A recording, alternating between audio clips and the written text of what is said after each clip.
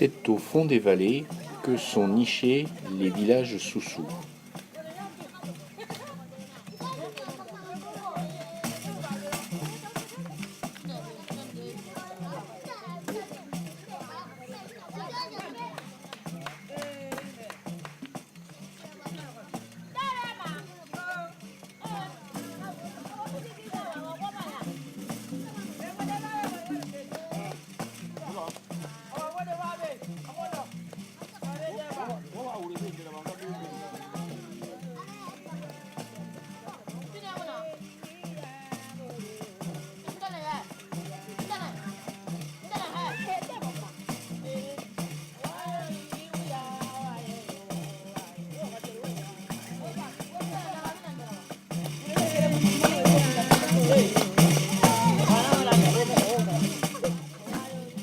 Dans cet espace sauvage, des signes d'activité humaine trahissent la proximité du village.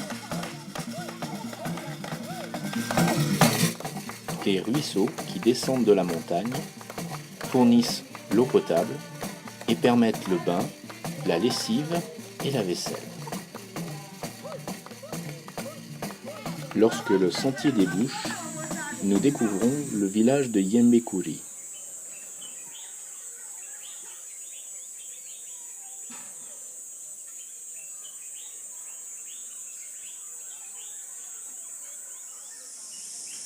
Niché dans la forêt, sous les palmiers et les manguiers, le village s'organise autour de 3 familles.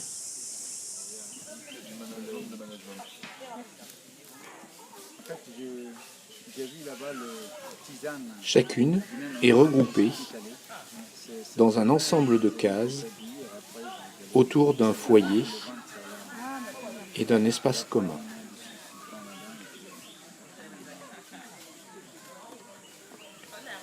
Cet espace est à la fois le lieu des tâches ménagères et un lieu de vie et de socialisation de l'ensemble de la famille. Non loin de là, une case ouverte et basse est un espace de parole réservé aux hommes. Chez les Soussou, toutes les activités sont partagées et exécutées collectivement.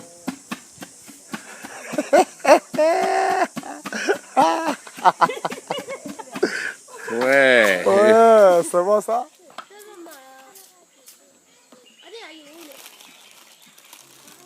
Les tâches ménagères, les travaux des champs et l'éducation des enfants sont indistinctement les missions des hommes et des femmes.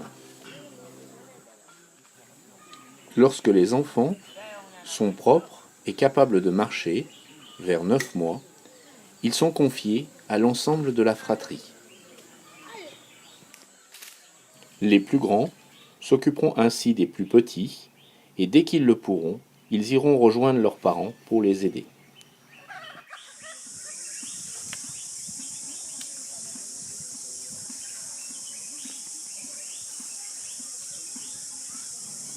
L'activité principale des Soussou s'effectue hors des villages, dans la savane environnante.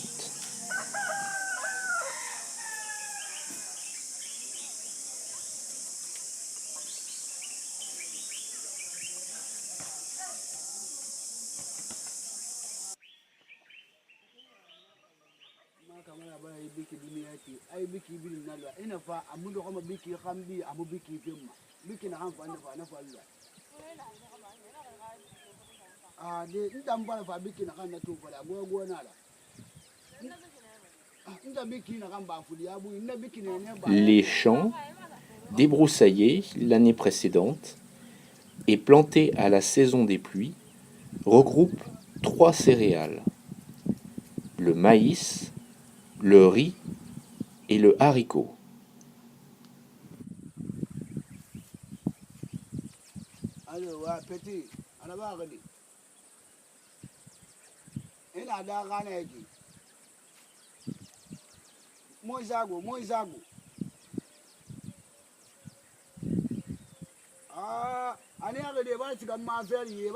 En janvier, c'est le moment des récoltes.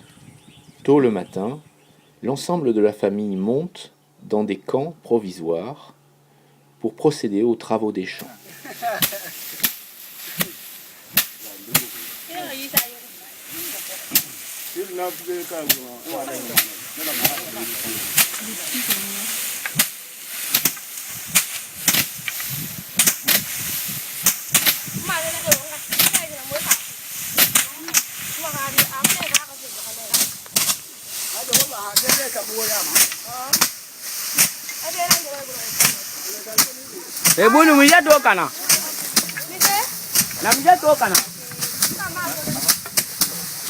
Redescendu au village, le maïs sera séché, puis stocké dans des greniers. Les haricots sont écossés et le riz séchera sur la place et sera également stocké pour l'hiver.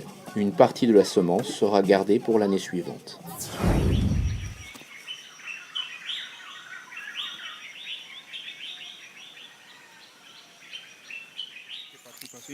Le village de Tombo est au cœur de la savane.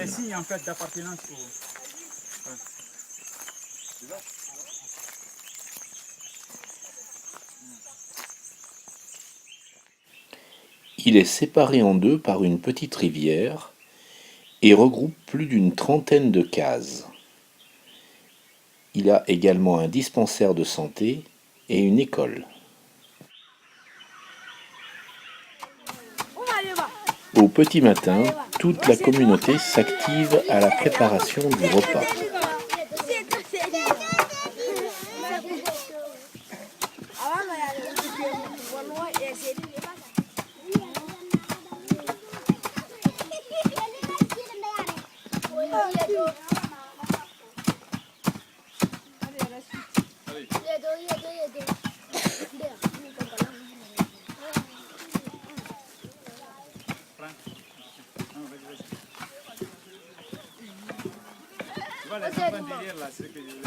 Les enfants, ils sont derrière. Attends. Ouais. Alors, il paraît que j'ai plein d'enfants derrière. Non, mais en fait, je suis en train de filmer là. Donc, en fait, le village. Malheureusement, il n'y a pas le réal derrière.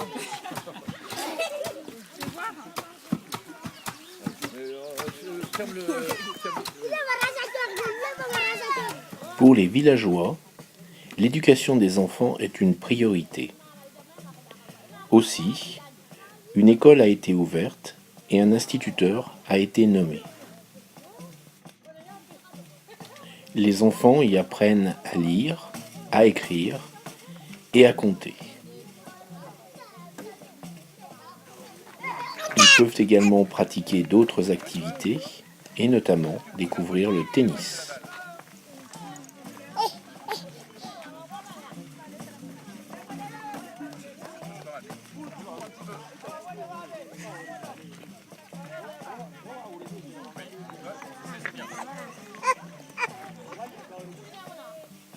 La journée est particulière à Tombo. Tous les hommes du village ont décidé de se rassembler pour participer à la construction d'une case pour l'instituteur.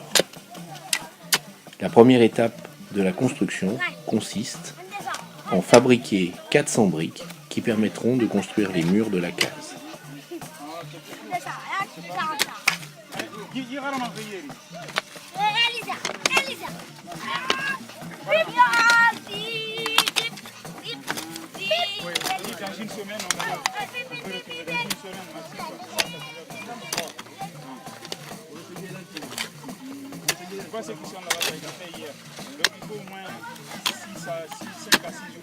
La terre est mélangée à de l'eau, puis tassée dans une forme avant d'être exposée au soleil pour sécher.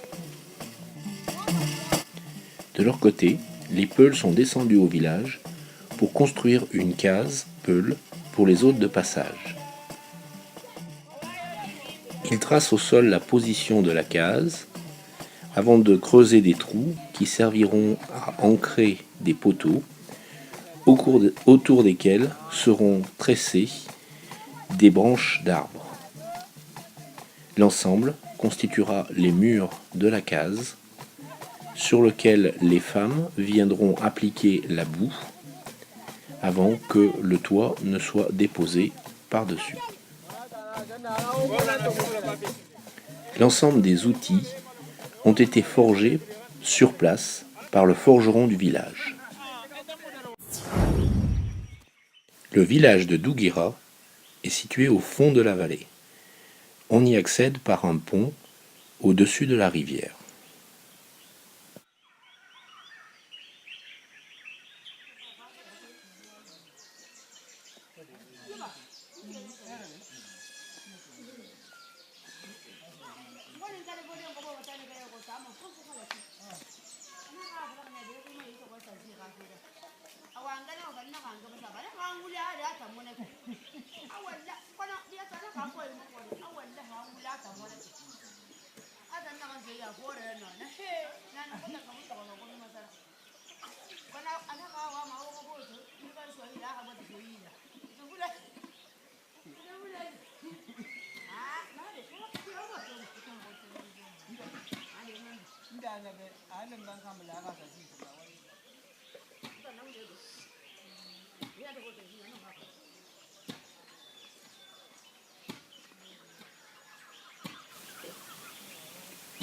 Ce matin, le village est très calme.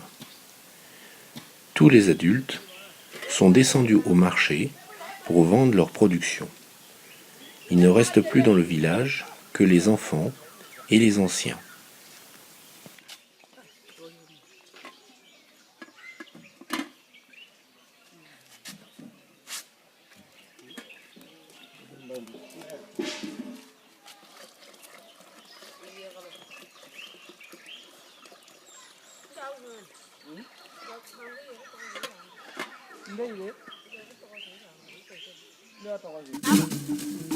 Partis très tôt de leur village, et après 3 à 5 heures de marche avec leurs charges sur la tête, les Soussous et les Peuls de la région se retrouvent pour le marché.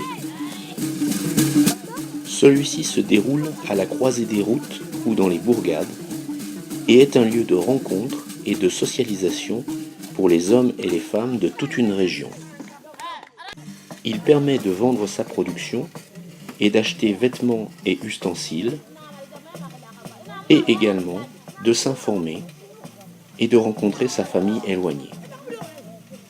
Tard dans l'après-midi, chacun reprendra le sentier pour rentrer au village avec sa charge sur la tête.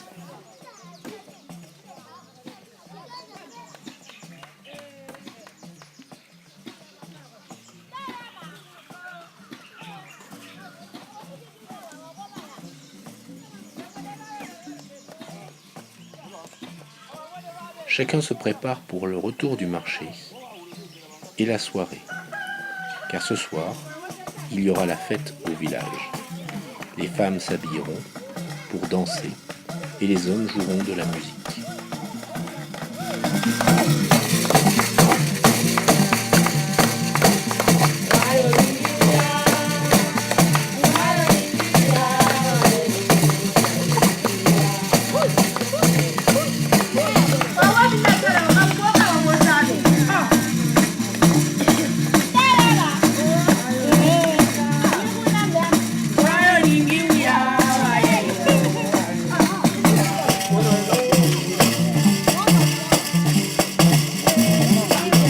Yeah.